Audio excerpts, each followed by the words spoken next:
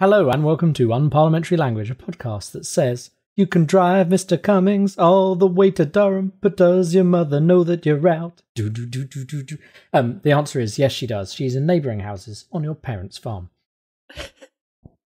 And how are you, Rob? I'm very well, thank you. How are you? All right, yes. A bit warm, but definitely all the better for having, arbitrarily passed round the sun for another 365 days. And then also had quite a long weekend because I decided to roll in my birthday day off alongside the bank holiday, because I totally forgot there was a bank holiday, because what even is time anymore? Right, I think usually about this time of year, I forget about this bank holiday because you have so many, and it's like, we don't really need this one. Put this one later in the year, but right now, in particular, it's completely pointless. All of us with May birthdays are like, no, please keep our 2 bank holidays, please. Makes booking things for your birthday a lot easier. Oh no, as a summer baby, I'm just a lonely summer baby who had no. This is a sad note. You can put like a sad trumpet effect in here. But as I was a summer baby, like other people would have birthday parties and all their school friends would come because it was like school time and you had to. But for me, we were usually on holiday when it was my birthday, so I just got used to the fact that it was just like me and the parents for a birthday. So that makes me like, I don't plan anything for my birthday. It's not important. I just get on with it. It's fine. But presumably you still get presents at least, and that's the main thing. No, they just locked me in the cupboard under the stairs. Oh, I didn't realise you had a tragic backstory like Harry Potter. Well, I share my birthday with him, so I guess that's, you can get that's why. Anyway, sorry. We will. Yes. So this week we're not going to do any extra headlines. We're going to go straight into our main story because, I mean, it's very prescient at the moment. It's the kind of thing where I'm loath to check BBC News right now because it may invalidate what we're about to say. But we'll get to that, I'm sure.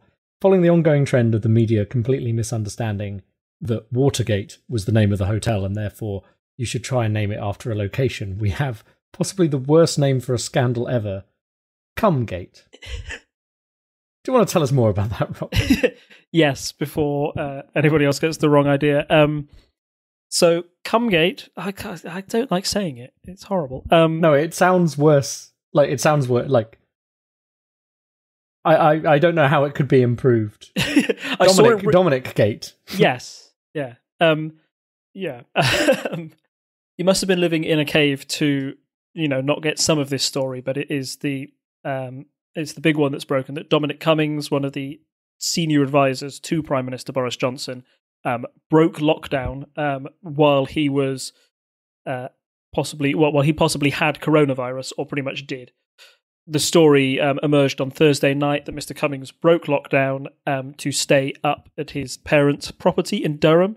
That involved driving 260 miles without stopping, is what he claimed. And then, once he was there, he said that, the reason for going was to make sure that he had suitable childcare.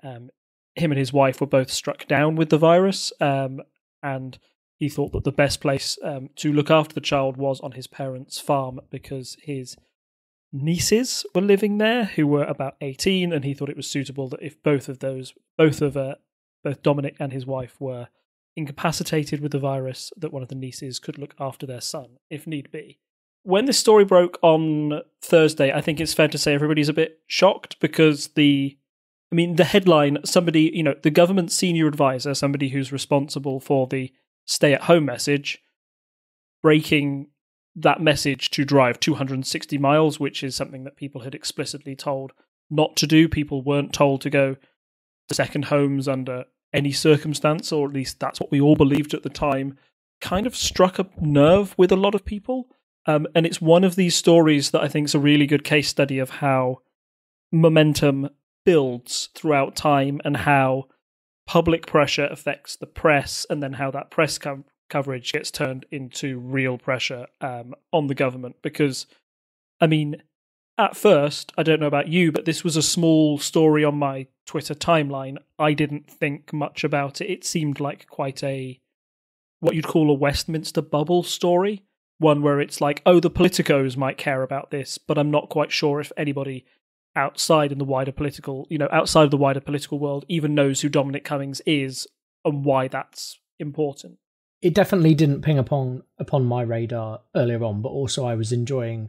I must have missed it Thursday night, not been paying attention to Twitter, and then I had Friday off, so I spent all of Friday engrossed with my headphones on, playing a video game and doing some art stuff just to relax. So I was really not looking at Twitter. So I don't know if that's just because I wasn't paying attention, because there are a few people I follow thanks to you, like Robert Peston and people like that, who presumably are the kind of people who would ping up with stuff like that.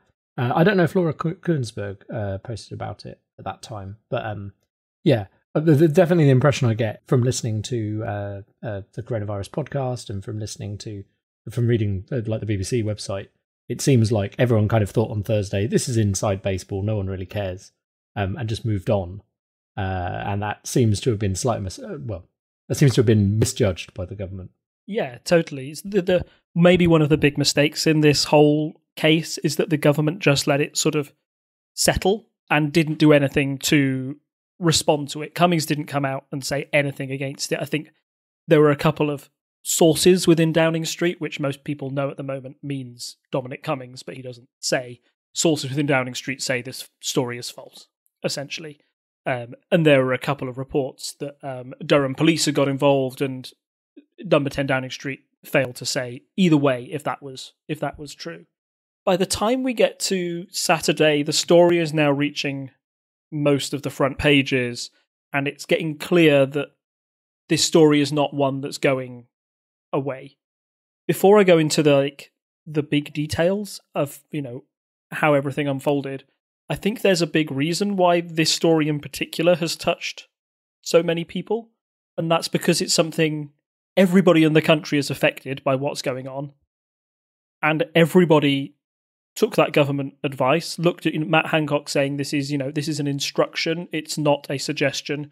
You need to stay at home under under all circumstances unless you actually have to go to hospital or you're a key worker. There were some very clear exceptions to that, but most people thought that driving 260 miles up to your parents' place was probably not within those guidelines. Well, I mean, at the time I was discussing with, I know some people out in Cornwall, I know people in various kind of holiday spots. Wales had a big thing as well, like this whole kind of fake tourism posters telling people to stay home, inspired by old like railway posters saying visit Wales, saying like don't visit Wales. I think we touched on that in the podcast at the time, but there was definitely like, this kind of, are people going to travel out here? And even just near Aylesbury, I know that people were saying, there's Londoners coming out here to enjoy themselves. They should be. This is before lockdown had like actually officially set in.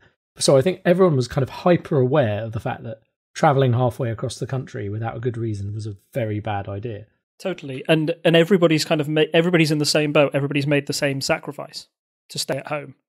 So to hear that somebody right at the the top echelons of power, he's not somebody who's been voted in, but it's quite well documented that he has at least influence over Boris Johnson and some major policy decisions. I know we haven't even really touched on who Dominic Cummings is, so maybe for the uninitiated, I'm sure you've heard about it in the past few days. So he's famous for being the architect of Vote Leave and many catchy 3-word slogans, including "Take Back Control," which was used in the referendum, and then "Get Brexit Done," which was kind of the big one from the recent 2019 election, where he advised Boris Johnson on how that campaign would be run, and was seen as somebody who was able to reach the parts of the country Conservatives couldn't reach before. So all those big northeastern seats that they won, Dominic Cummings would like to think, at least in his own head, that he was responsible for creating an image of a Conservative Party that would be elected up there, up against what he would term as a liberal metropolitan elite Labour Party. His words, not mine, but that was sort of the framing devices. And he's very good at framing these big clashes between, we're not the elite. You're going up against an elite, and he's not one of them, at least in his own head. So to see somebody who feels of it that way, and that, he is a man of the people, you would expect him to follow rules and not do this. So the matter of the fact that he'd broken lockdown and driven 260 miles up to see his parents, why had he done this? So on Saturday, the story starts to, the government realizes they have to respond, and you start to get the same story coming out from MPs on Twitter. Now, Twitter isn't the be-all and end-all, and usually, traditional media would suggest that you would put your story out through BBC News, etc. But there is this new policy of particularly the Conservatives and their ministers all getting a diktat from on high. There are a few tweets even going around that saying that this was what had come from the Conservative whip, who went round the ministers and said, "You're going to tweet this in support of Dominic Cummings," basically saying all along the same lines of caring for your wife and child is not a crime. Essentially saying that the reason Cummings had gone up was for childcare issues, and that was why, which led a lot of people to sort of go back and say, well, I had childcare worries during the same time. I'm a single parent. I was struck down, or both of us were struck down by coronavirus, and we had a young child, and we either A, didn't have the opportunity to go to another house, or B, it never even entered our minds that we could have broken lockdown to do something like that because the government guidelines were so clear that we had to stay at home. I think he said it was his instinct to look after his wife and child, which I think a lot of people very validly pointed out is every father's instinct. And the rest of those people, who are in similar position, not necessarily this very specific position, but there were other people in similar positions who chose not to break the lockdown because they had been told not to. And as you say, didn't think it was even a thing that could be done. I mean, we'll get maybe into the technicalities of this as we move on. I think that's where it comes over as really bad, because it does seem like, oh, we just didn't tell you this was a thing you could do at that point. Yeah, or it was almost like information that was restricted to the very highest in government, that, if you'd read all through everything, maybe you'll be able to find the loophole in there. And I've seen even people, Jess Phillips, who was one of the candidates for the Labour leadership election, she pulled out. She was saying that loophole was kind of designed to help people who are in abusive relationships, for example, to get out of that situation, and they would find help through government organisations.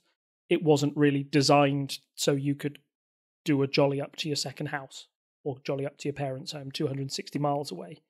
And I've even seen people come out and saying, where Dominic Cummings lives, there are support services 15 minutes away from his house. He could have used that. Instead, his judgment was to, break lockdown, seemingly. Yeah. With respect to technicalities, I think there's a lot of talk going on about the actually what was legal under the all the coronavirus laws that came into place. So while you could argue, and essentially that's his argument, that this was technically legal, he hasn't done anything wrong.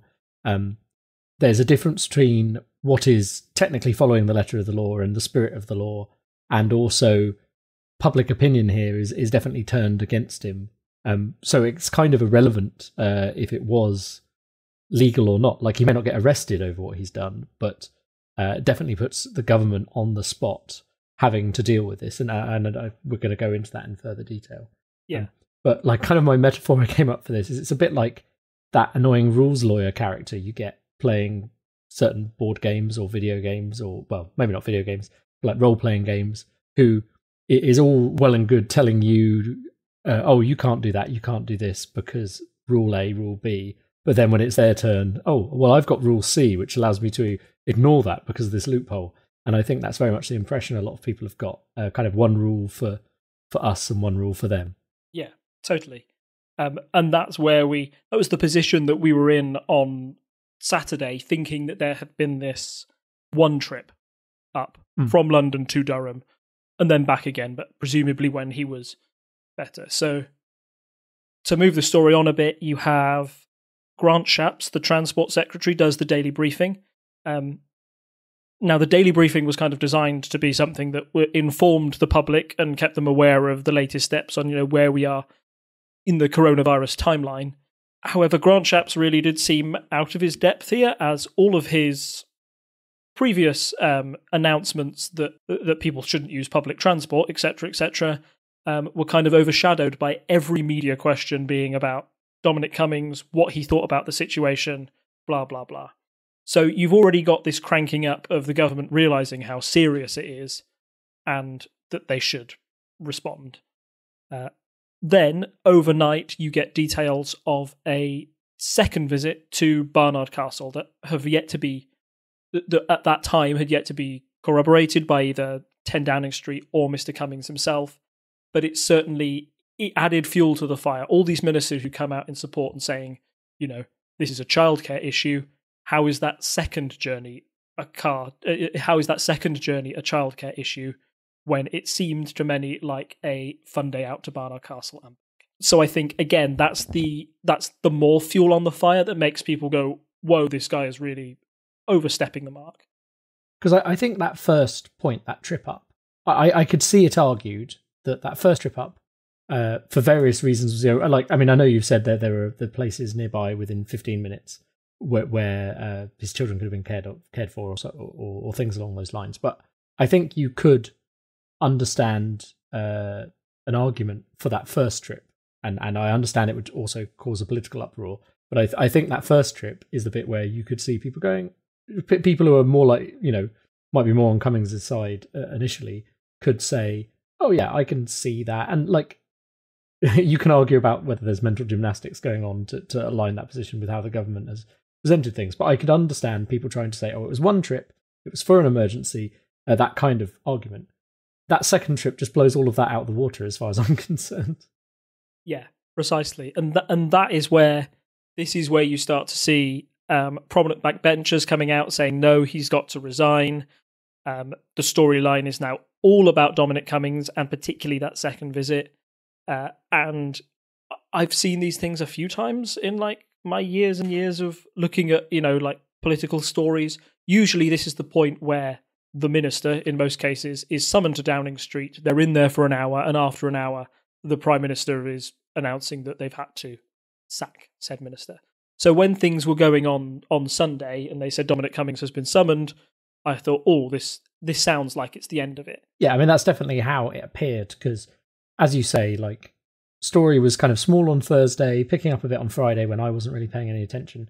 Saturday, there were already starting to be jokes and memes about it, and I know that we had some conversations about it amongst our group of friends. And then Sunday, it was very much like, oh, well, he's got to be gone then, right? Because there's going to be a press conference. Yeah, precisely. And, the fact that Boris would be leading the press conference as well, all kind of, you add things together. There's a reason why that's a reasonable assumption to make.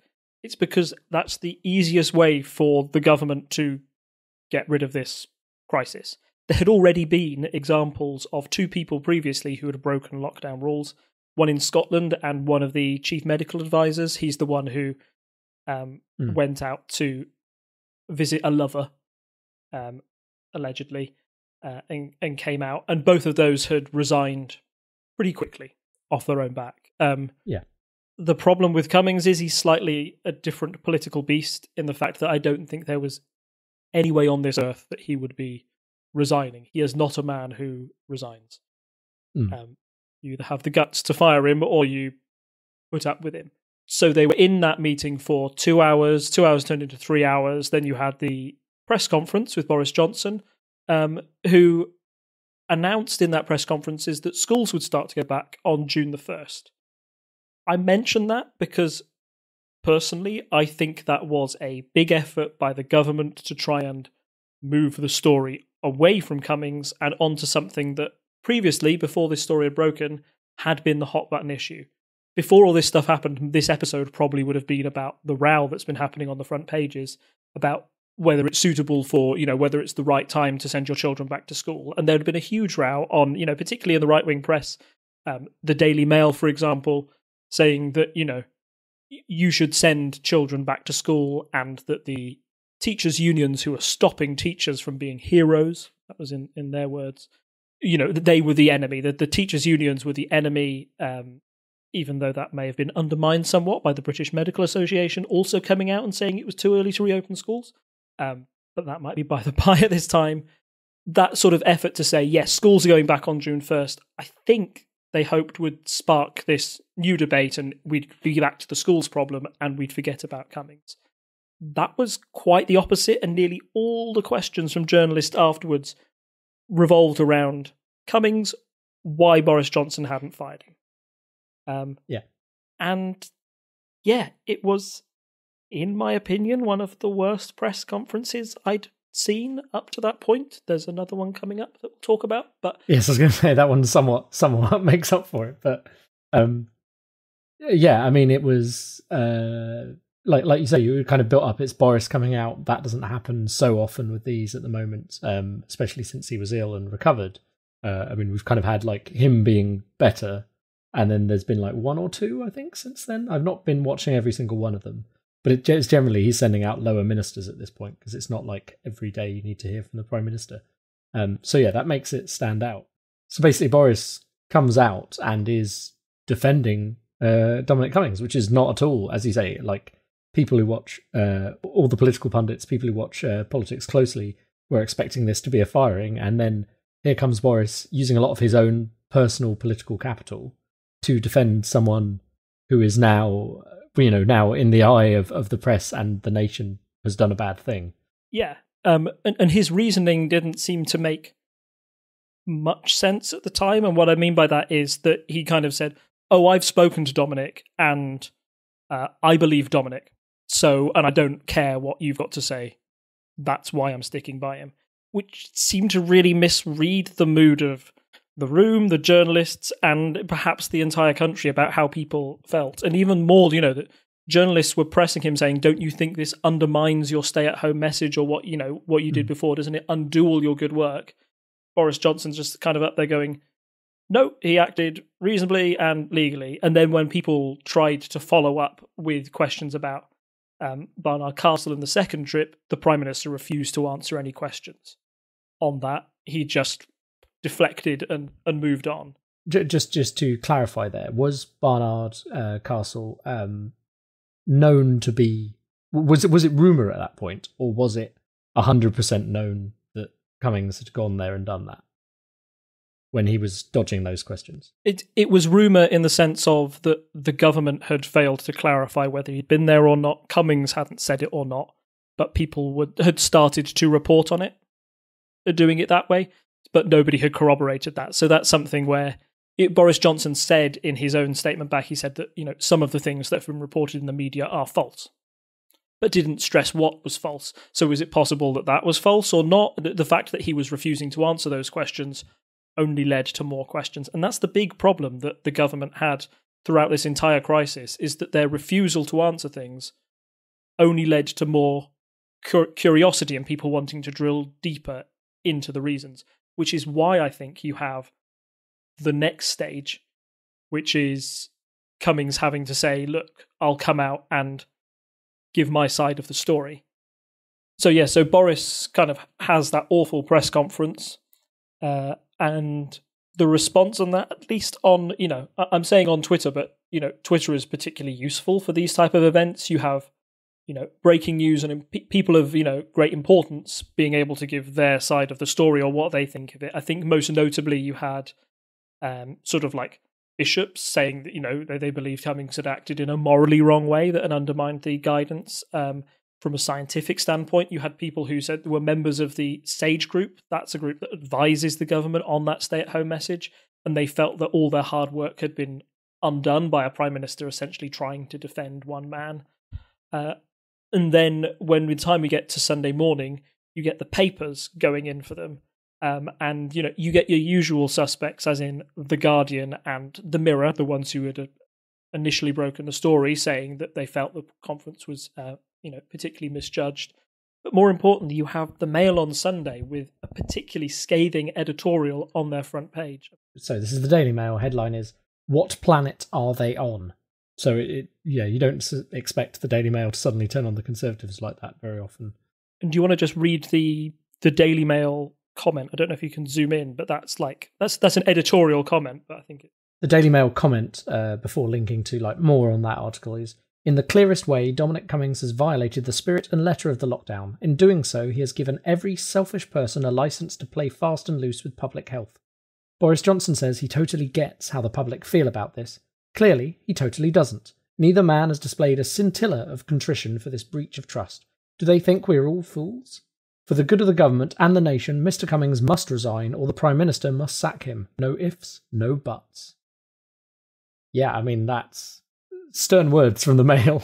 Yeah, they don't mince their words, and there's a significance that it's the Daily Mail in the fact that it's harder for the government or the usual suspects to tout this as a left-wing mainstream media going against them. The Mail is one of the Conservative Party's longest supporters, and I saw people on Twitter that night saying, sorry, I feel like I've seen people on Twitter saying that too much this episode. I mean, there's a lot of people on Twitter saying a lot of things. Yeah, no, there are. One of the comments was that if you ever have The Guardian and the Mail agreeing on something, you should resign immediately, basically. Just for some historical insight, the Mail, as we know, is generally pro the Conservatives, but does this line up with any particular things in the kind of collective memory, like around the end of Thatcher's time or maybe John Major? Did they have a similar scandal of where suddenly they lost the newspapers behind them? Nothing that immediately springs to mind, but I think it's common when you have ministerial scandals or things that are very legally wrong that the papers do tend to round on everybody at the same time. Disgraced former Foreign Secretary Liam Fox. I think when that happened, all the papers rounded on him pretty much the same, and the same for Priti Patel when it happened to her. When it's something that's blatant, the newspapers still have to report the facts. And if somebody's done something incredibly wrong that seems to undermine democracy, all of that jazz, there are some lines that you don't cross, and the papers will go after that. And it's also been mentioned that papers don't really tend to take on campaigns that they can't win, particularly the Daily Mail, which is seen as quite a populist paper. I don't think they would be running this front page unless they thought those were the feelings of their readers. And from the content that was described within, I know that there were like 2-page spreads of people giving their personal stories about why they felt it was wrong. And they're all Daily Mail readers, which you would expect to be on a certain part of the political spectrum, quite different to Guardian readers, etc. So, yeah, it clearly rubbed a lot of people up the wrong way. And the fact that you've got the Mail doing it, I think, is the real standout there. And that was the thing that had people going, oh my God, they've lost the Mail. How can you do that? Where do you go from there? So yeah, so with things that bad, we get the news that on Monday, Dominic Cummings would hold an unprecedented press conference. And it's unprecedented because special advisors should never be the story. They should always be the ones in the background. If you start to become the story, traditionally that's when you would resign, because you don't want to be seen to be overshadowing the person you serve, who in this case is the Prime Minister. Did you get time to watch that in all its glory? I know I waited for it long enough. I didn't watch it at the time. I have not watched the whole thing because, as you say, it was over an hour long. But I have seen the key moments, and I've also heard the key moments on in podcast form via various podcasts. So yes, I think I've covered the main bits, but it's possible there's some minutiae I haven't paid attention to because I just didn't want to sit down and watch an hour-long press conference. Which, I mean, I think that's part of what we're doing here, right? Like, between the two of us, we will watch these things and try and summarize for people who don't have the time. Oh, yeah, totally. Yeah. So it was, one, quite bizarre. It was delayed, which some people said didn't really feed into the, there's a perception that Dominic Cummings is, like he feels that he is elite above everybody else. So making everybody wait 20 minutes is very Dominic Cummings. So it wasn't the greatest start. Also, there was some weird noise in the background for the first 10 to 15 minutes, which sounded like somebody doing weird things to a violin. People mentioned that it was like Christopher Nolan had done the soundtrack for this for this press conference. So it was really weird. So there's lots of little distractions, but basically Dominic Cummings came out, gave his timeline and events, and said, I don't think I've done anything wrong. I knew I had the virus, but I didn't make a stop on that 260-mile journey. I stayed there for 14 days. After 14 days, my trip to Barnard Castle was, and this is where it starts to fall apart a bit, he said that his vision wasn't that great, so he wanted to go out for a test drive to see if he could do the long journey all the way there. That's fully weird. And I mean, the memes again are excellent because there's should have gone to Barnard Castle with the Specsavers logo. But yeah, again, I think this is the point. That first bit, if you really massage the message, that first bit, you can say, look, went there, didn't interact with anyone on the way, stayed there for 14 days in isolation. I think he specified that like the house he was staying in was at least 50 meters from the other houses.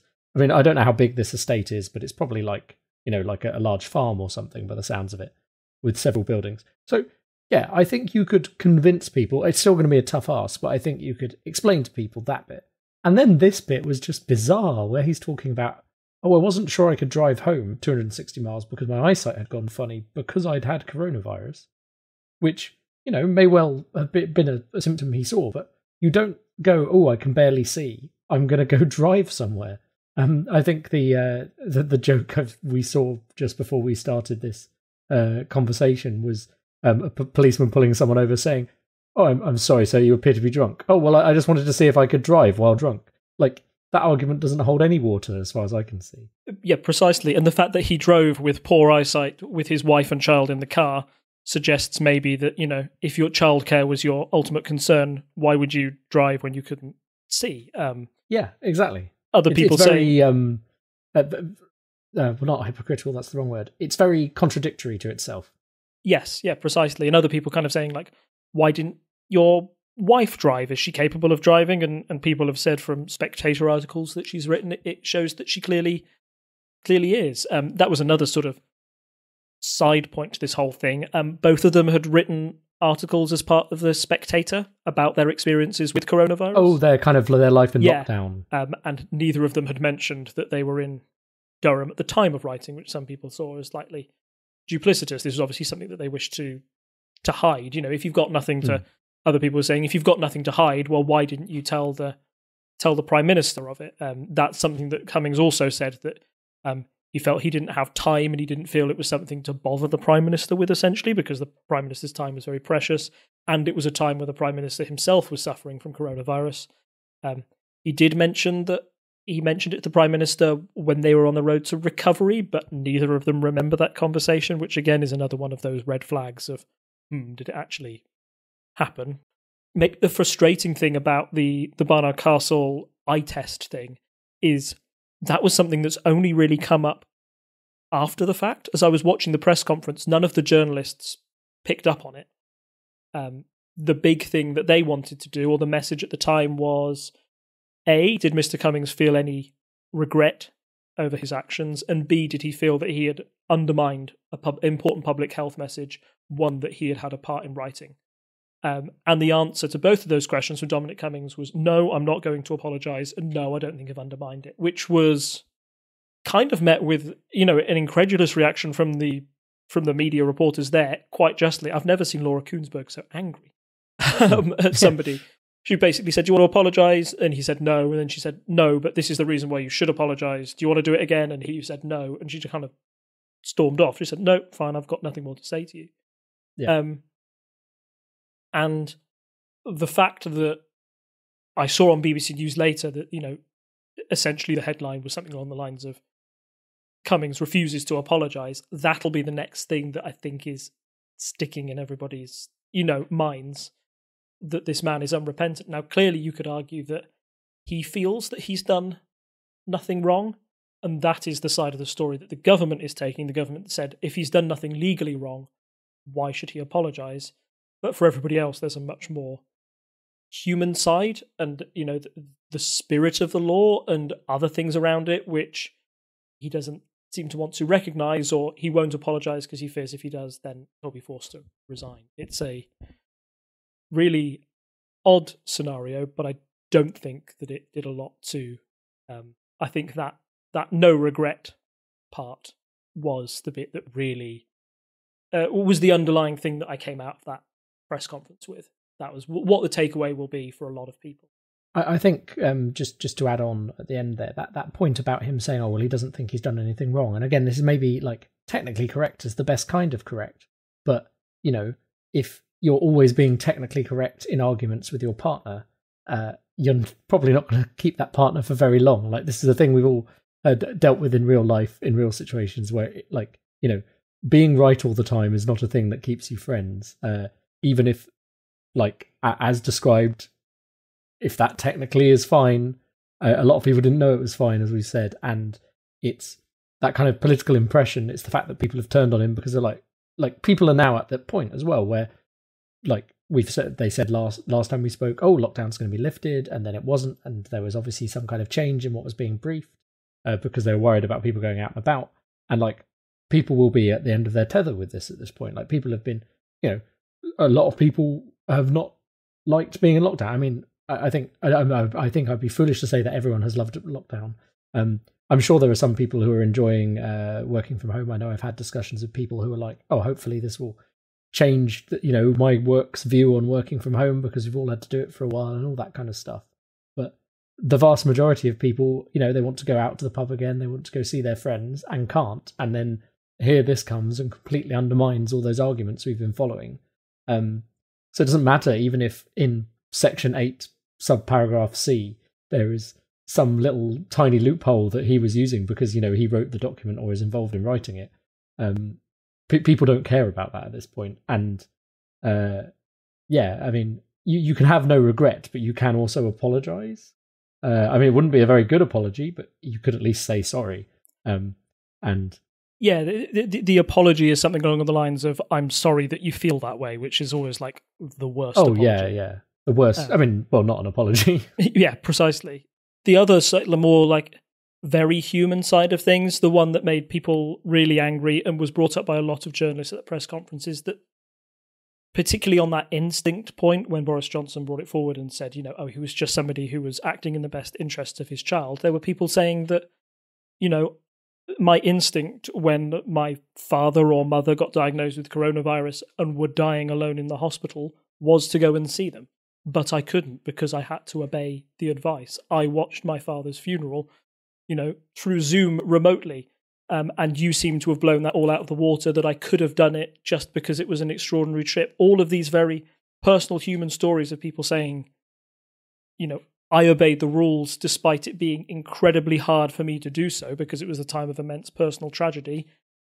And you just decide to flaunt that and be unapologetic for it really doesn't speak well to anybody, I think. Maybe the other thing that I just want to touch on quickly that Dominic Cummings used to try and deflect from it was saying that, oh, this is a media witch hunt. This is, the media have lied about what I did. And some people have said that, this is the media trying to hound somebody out of their job, which is kind of a classic culture war point. That's one that Dominic Cummings will be used to. That's a battle he feels that he can fight. But I don't feel at the moment when the media includes, as we've said, the Daily Mail and the Guardian, everybody from, left-wing commentators to like people who I would consider like quite far-right commentators, somebody like Julia Hartley-Brewer, who's usually very much like on the government vote leave side, all of that kind of cultural thing, saying, no, Dominic Cummings must go. This is when you kind of have to realise that it's maybe that media excuse won't fly at the moment. And this is something that a large majority of the nation is it's resonating with.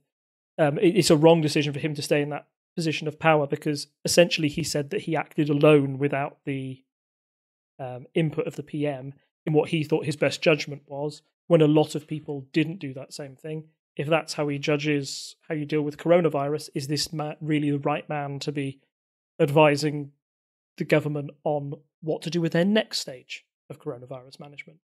I don't know. I think you have to question his judgment and if he's fit to serve at this time based on what he's told us.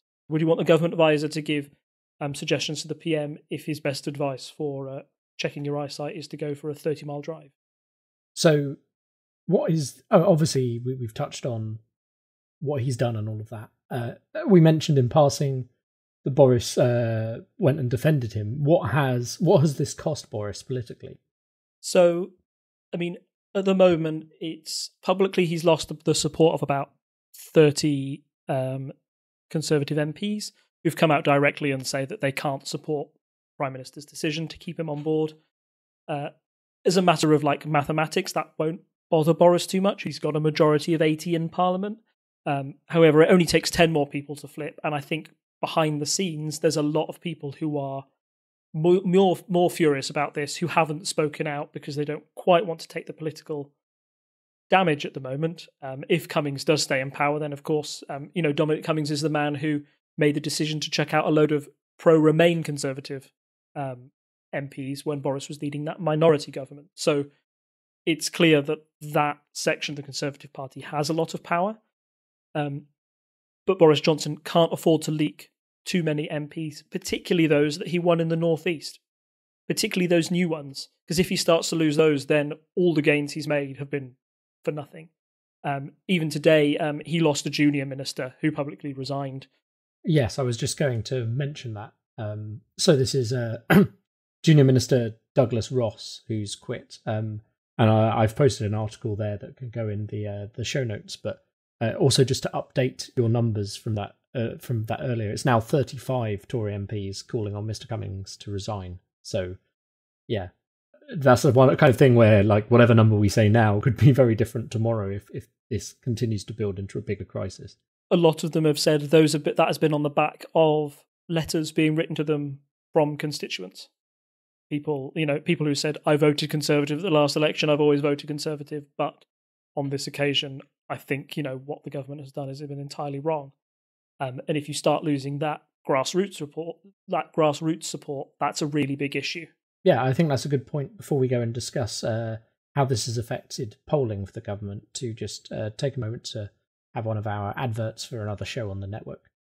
Join Mike and Tom for nerdy conversation with a multitude of guests on Hat of Many Things. Say hi, guys. Hi, guys. Hello. I'm Mark, a librarian and professional wrestling ring announcer. I cast League of Legends. Soteros Filbricato, best known for my work with White Wolf and Onyx Path Publishing on the World of Darkness. Hi, I'm Jason Carl. I'm the producer of V5 at White Wolf. Yeah, my name is Johanna Pettersson. I'm a Finnish game designer.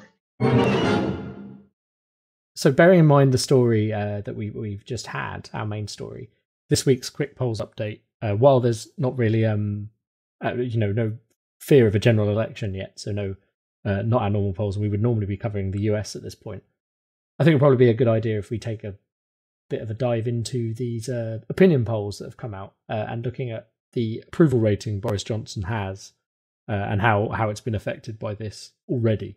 So the first poll is a Survation poll about Westminster voting intention. So Conservatives have dropped 2 percentage points, Labour have gone up 3.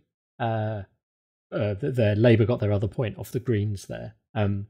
That's not particularly interesting. There's still a strong lead for the Conservatives, which is probably still buoyed, as you say, by that kind of rally around the flag effect. And we know that the general election was more Conservative than Labour.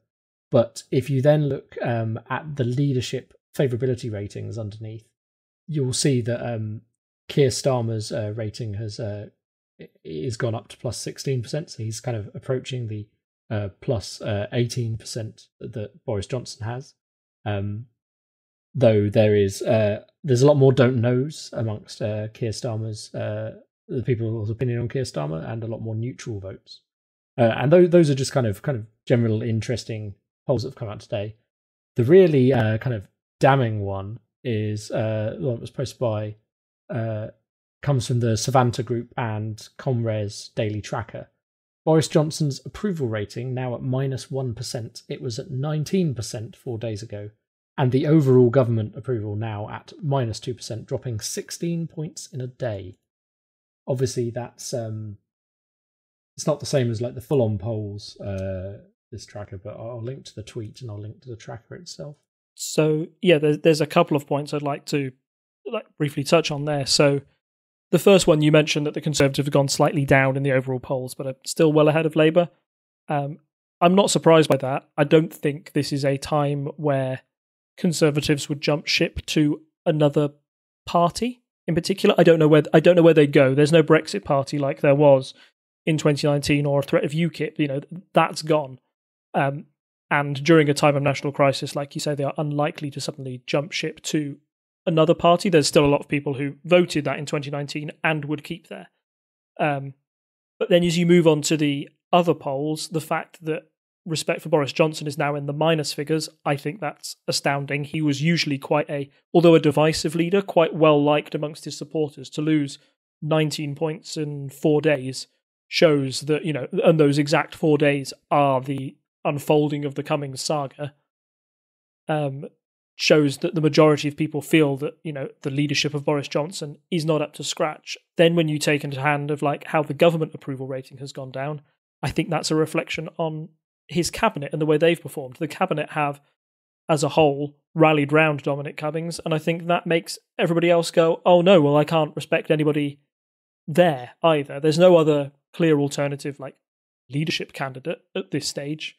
When Theresa May was tanking in the polls back in 2018, I think a lot of people could point to a Boris or a Jacob Rees-Mogg, but now nobody's saying that there will be another leader at some point, but they generally have a very bad faith in the way the government is performing and feel that, that they deserve this big fall in rankings. The fact that Keir Starmer is going up slowly, but there's a lot of neutrals, I think also reflects on the fact that people just don't know who he is yet. They haven't had time to form an opinion. Yeah, I think it was a good... I haven't got it right in front of me now, but I think it was like a good 10% of people who were neutral, in addition to the people who are neutral on Boris, and 7% don't know, I think it was. Yeah. And I think that his disapproval rating is like nowhere near what Boris's is, to either know who Keir Starmer is or you don't. I think Keir's next big test will be on Wednesday when they have Prime Minister's questions, and you can bet your bottom dollar that there will be questions on Cummings, more of them, probably more of the ones that journalists now wish they asked Cummings in that Rose Garden address, and that might be, I'm not saying it's make or break for Keir Starmer, but it certainly will be another significant test for the government and how they navigate that, and if they are seen to have been... I'd say that the government just comes across as not caring very much at the moment on a personal level, and it's that lack of empathy that's getting to a lot of people. And I think it's based... I think one final point on why we are, how we've reached this point, is that both sides are firmly entrenched now.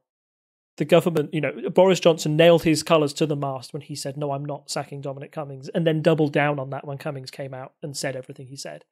But the pressure's not going away. The media are unlikely to back down, but if Boris was to fire him tomorrow, I don't know if he can save face from that. He's already lost so much political capital. Those who are fighting to support Cummings will certainly think that Boris is useless because he's been forced to do it by the media. And I don't know how many people that you'll win back, and if he can take that blow. So this might run, and the government hopes that it will run and fizzle out and people will forget about it in 4 years' time. There's a long way to go until the next general election. However, in the short term, it's really bad. When we're looking back on this crisis in years and years to come, I think this might be one of the things that stands out in your memory as the big political scandal of that time. I don't think this is going anywhere in voters' minds anytime soon. So, it might be the time. It's the one odd time. There's Stephen Bush, who writes for the New Statesman, said this. He said he never thought he'd see a time where Boris Johnson would look at a poll and see what the majority of people want and say, no, I'm not giving you that. He's kind of like a populist at heart, and this has been his one sort of like non-populist move, and it's really cost him. And it will take, in my opinion, it will take a lot for him to recover from this. If that's time or other political things that he has to put in place, that's yet to see. But it's been hugely damaging for the Prime Minister and the Conservative government. Just one thing I want to kind of add on to the back of this discussion, that Savanta link.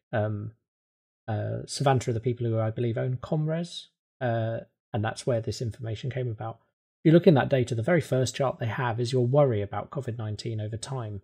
And you can see on the 25th that massively drops. And I mean, I may be drawing a conclusion that the information doesn't fully support here. I don't know, but it does. Like, what big news story has there been recently? I mean, I don't think that's purely the effect of the bank holiday making people go outside and be a bit more like, ooh, it's not so bad. I think I wouldn't be surprised if a significant part of that, because it is the first significant drop This is the first drop of that magnitude since they started tracking it. About 8% drop in people being worried about it, and that might be the effect of this, is undermining of the message being seen. That's definitely a chart to keep an eye on over the next few days to see if it stabilizes and if we can maybe draw some conclusions from it. So as always, Rob, thank you for joining me and giving your insights, helping me stay more informed and helping our listeners stay informed on these topics. As always, you can go and support us on patreon.com/TTSS. You can go to parliamentary.observer, which will take you straight to all of the episodes and the show notes. And of course, you can find us in all the usual places that we link in the show notes. So, come and say hi, send us comments, like and subscribe, all those things, all those good things. And without further ado, I think it's good night from me. And it's good night from him. Bye. Bye. Bye. Bye. Bye. Bye. Bye.